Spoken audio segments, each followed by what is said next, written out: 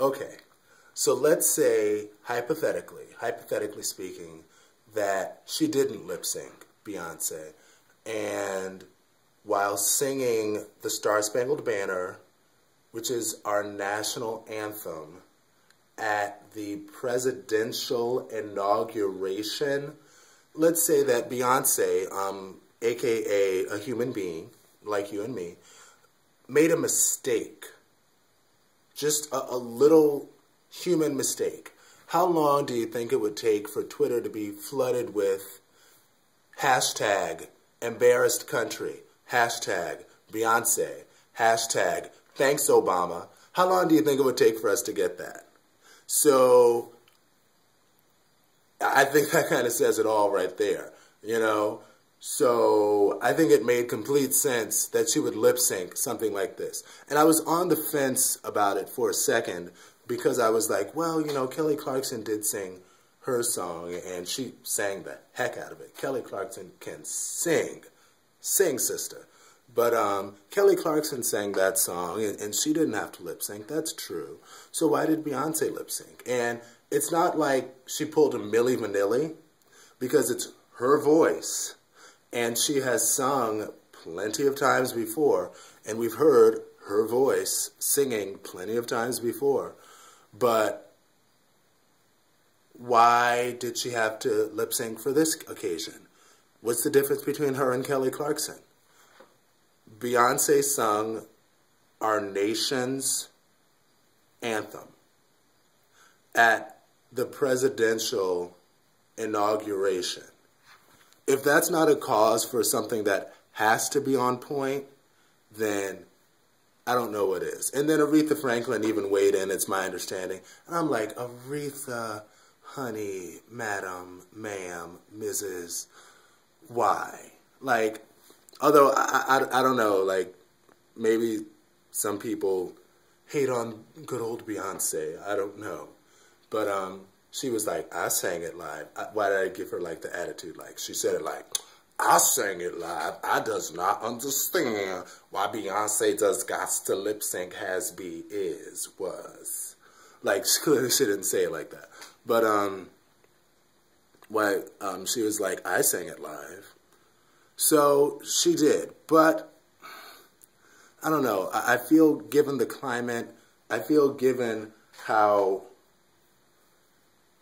far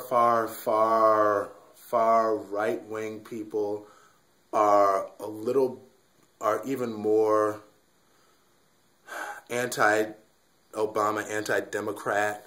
I feel that it was sort of different when a different environment. When he first won, I don't think that the far right wing was quite that far on the right wing, but they are far on the right wing now. So President Obama has got to be on point, all the way down to whoever he picks to sing the national anthem. And he picked Beyonce, and she pre-recorded it before, and it makes perfect sense. Thank you, Beyonce. Beautiful, you did a great job, and you're a beautiful woman. Anyway, so the next part that I wanted to talk about was Destiny's Child and the Super Bowl. So according to Zite, which is an app that I have on my Android, which is a great app as far as keeping you up with your news and stuff, Michelle Williams has gone on an interview and said that Destiny's Child will not be the special surprise at the Super Bowl. And at first I was kind of like, what? Well, if she's trying to hide the secret, like putting the cat back into the bag after the cat jumped out of the bag, that's a pretty whack thing to try to do. But then I thought about it more and I was like, you know what, it kind of just makes sense from a marketing standpoint. They weren't necessarily trying to combine the fact that Beyonce was doing the Super Bowl with the fact that Destiny's Child has a new album, with the fact that there's a leaked single out. They were just trying to combine the momentum of all three, even though they don't really connect to each other from a marketing standpoint. I don't really appreciate it. I feel lied to. No, I'm kidding. You know, we'll see what Beyonce performs at the Super Bowl, since it's not going to be with Destiny's Child. I don't know if she's going to be debuting new material or what. What's the deal? But anyway, we shall see. Time will tell. Like I said, initially I was kind of like, I would be disappointed if it was just Beyonce, not because I'm anything less than a Beyonce fan, but because of the fact that to release Nuclear, the single, and an album, it only makes sense for it to be a Destiny's Child reunion. But it makes sense that it's not also. I was talking with one of my friends who was explaining that he believes it's a contract that they are closing. That they're closing their contract and they had to do one more album. And I know it's a common thing for people to do. Brandy did the exact same thing with Arista a few years ago in order to end her contract and do the amount of albums that she had to do. The agreement was she'll just go ahead and release a greatest hits album. So, whatever. I get it, but I kind of don't, because Destiny's Child has a lot of greatest hits albums, and they also already did their #1s album. It's just like, well, what? In my mind, I was like, okay, the least y'all could do is release some, do an album of unreleased tracks. Like, don't go back into the studio, just release unreleased tracks. But, you know, if it wasn't up to Destiny's Child par the first time, I kind of understand why they wouldn't want to do it. I said two, whatever. Why they wouldn't want to do it, you know, and they wouldn't want to necessarily go back into the studio and try to remaster the songs, because the problem is probably they all have busy schedules. Like Michelle Williams was saying that she's definitely not going to be at the Super Bowl because she's in Fela, the play on Broadway. So she's like, no, we're performing that night. I'm not going to be in the Super Bowl. So, okay, I guess they're not going to be, but it is what it is. And one thing that got me thinking was I looked at the Destiny's Child track list to Nuclear, and it literally is, like, a lot of the songs brought me back, like, oh, I remember that song, and, ooh, that was, because, a lot of the songs are from Writings on the Wall, and I was like, oh, that brings me back to high school, because I was in high school when that came out. And I was like, oh, you know, that's cool. Writings on... I remember this song, like, they had She Can't Love You Like I Love You. Oh, wait. No, that's not... She Can't Love... Wow, I forgot how it goes. But she has a song, She Can't Love You, featuring Next. I was singing He Can't Love You by Jagged Edge to the tune of She Can't Love You. Whoops, my bad. But that's my jam too. But anyway. And who remembers when Destiny's Child was like in the Jagged Edge videos and you were like, oh, they're a cute like group duet. Anyway, that's for my early 80s babies and mid 80s babies. But also, it's from all my 80s babies. Shoot, 80s babies stand up, represent. Anyway, after that, also, I was just thinking that greatest hits albums are not going to be... Because as I looked at all of the tracks, I was like, except for Nuclear, which, you know, I would be into it if it was on an album of new stuff, but by itself, I'm like, you know, I can take it or leave it. Except for Nuclear, I already have all of those songs. And with applications like Google Music, where you can upload your entire music library to Google Music and have it at your fingertips at any moment, I'm like, I already have all of those songs in my Google Music library. So there's really no point in me getting Destiny's Child love. I mean, there will be people who will go out and get it just because they love Destiny's Child that much. But aside from that, for people like me who already have all of their albums, to get a greatest hits album, a whole greatest hits album just for one new track, I'm not going to do it. And most people moving forward probably are not.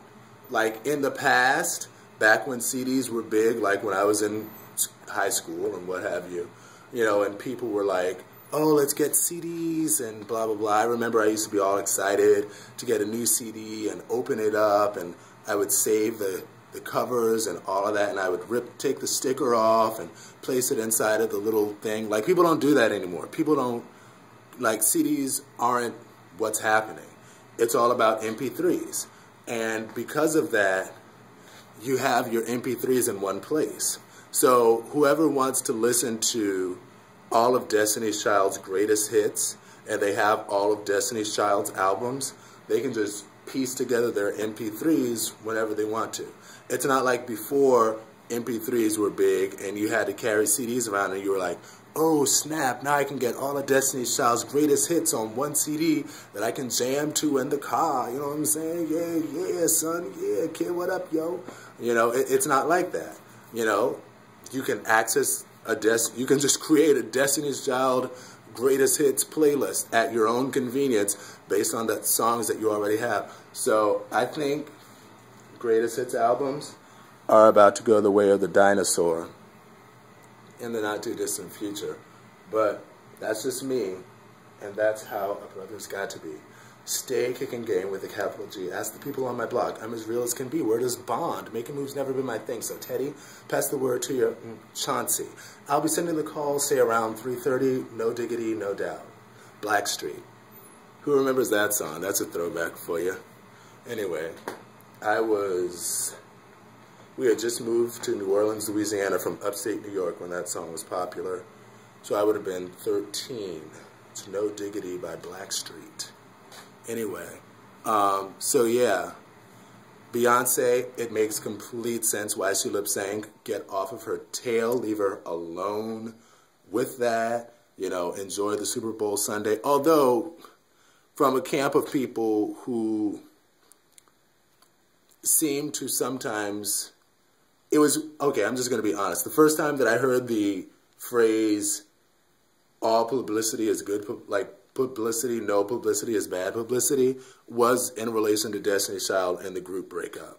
So for people who, a camp who's familiar with the concept of all publicity being good publicity or no publicity being bad publicity, to get people talking and tweeting and texting and blah, blah, blah about Beyonce lip syncing at the thing, that's good publicity for the Super Bowl thing. Because who knows, she might lip sync at the Super Bowl. Will she? Will she not? I don't know. Let's watch to find out. Add to the viewers. I know I want to see it. I do.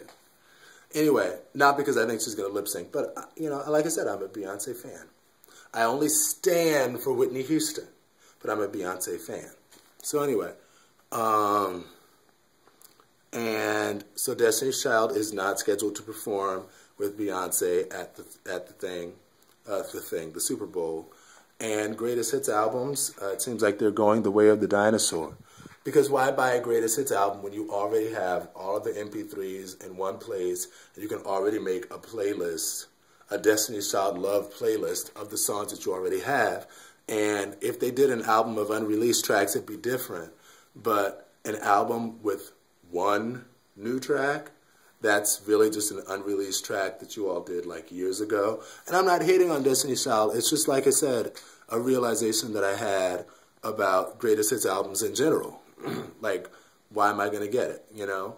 If I have an aux-in line in the car, I can just make up that playlist on the phone and play it through the aux-in line on the car, you know? So, I don't know, whatever. Like I said, some people will buy it just because they like supporting the Destiny's Child brand and they like the concept, and maybe there'll be some pretty pictures on the inside of it that'll be online like a day after or the day of. But really, that's about it. So anyway, what do y'all think? And don't forget to comment and rate and subscribe. And I think that's it, right? Yeah. Talk to y'all later. Peace. Be blessed.